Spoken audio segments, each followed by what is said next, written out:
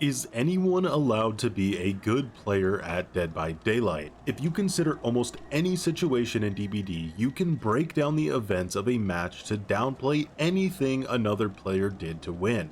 Was the killer really good, or were the survivors just bad? Was the David King an amazing player, or was the map just badly designed? Those survivors aren't good, I was just playing a weak killer. That survivor never would have won without those crutch perks.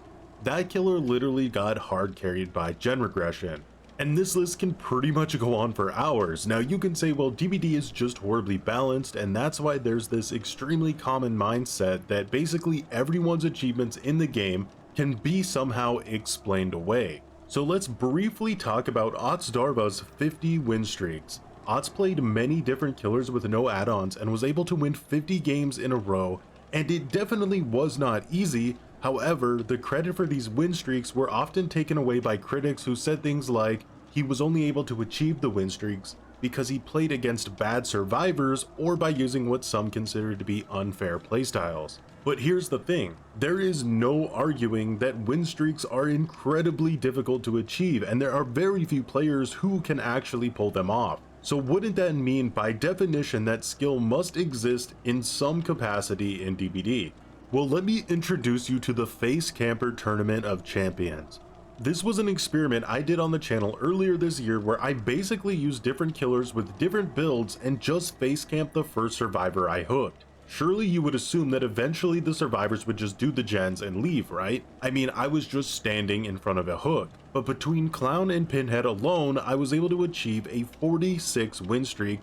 And it's not even like I lost the streak, I just ended the tournament because I got exhausted after face camping for over 20 hours. So there's this weird conversation here because you can make the game incredibly challenging for yourself like Ots, or you can make the game piss easy for yourself. That's why in order to understand what skill actually is in DBD, you have to separate skill from advantage and account for context as well. For example, take a top MMR nurse player who is running her best add-ons, best perks, and puts on a map offering. Now the nurse player might be skilled, but with so much loaded advantage before the match even starts, it's basically impossible to know.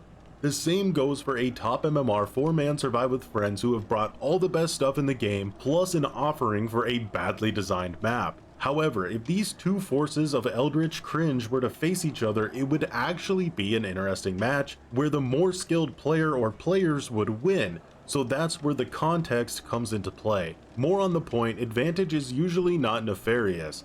Every match in DBD by default has passive advantage. Think of it similar to a hand of poker.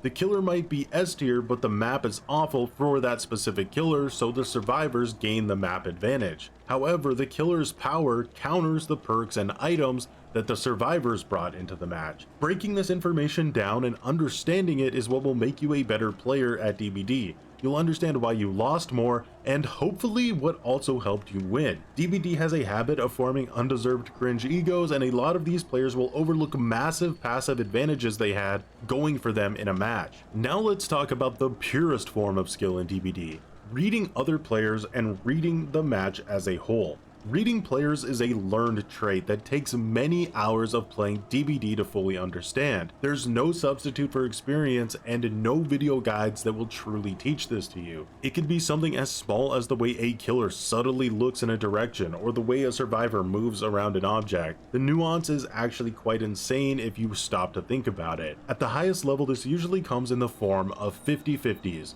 Where the survivor and the killer are at a loop and they both have to make a split-second decision on what the other player is going to do. Now, what a lot of people like to do is unjustly label 50-50s as just a coin toss, basically saying that there's not really any skill involved because mathematically it's just a chance. But the same thing is often said about 1v1 fighting games where a lot of 50-50 situations occur. Yet somehow these fighting game tournaments consistently have the same winners. So consistency is key here. If a player is winning 80% of their 50-50s, that means the player is making skillful reads. Conditioning your opponent is also vital in this. Think of a game of rock, paper, scissors, where the person you're playing against keeps using rock every single time. You might think, well, they already used rock twice in a row, there's no way they'll use it a third time, but eventually you'll choose paper to beat their rock. But if that player has played enough, they'll know exactly when you're going to choose paper and hit you with some scissors. Now, the more easily explainable stuff has to do with mind games and predictability. If I hit this survivor at this point and they shift W away from me, is there a way I can cut them off and predict their pathing? I'll give you an example. On Dead Dog Saloon, survivors will often run up the stairs and jump out of the top story window. Usually they'll go right down the stairs to avoid the breakable wall to the left of the window. However, that's why I usually will break this wall on the first floor of the saloon earlier in the match, because if I break line of sight at the perfect time, the survivor will expect me to come from above and not pay attention to the breakable wall right next to them. This is due in large part to the fact that I've never seen another killer use this strategy before, literally not a single one. So because of that, I'm able to get away with it. If it was a common strategy, it would work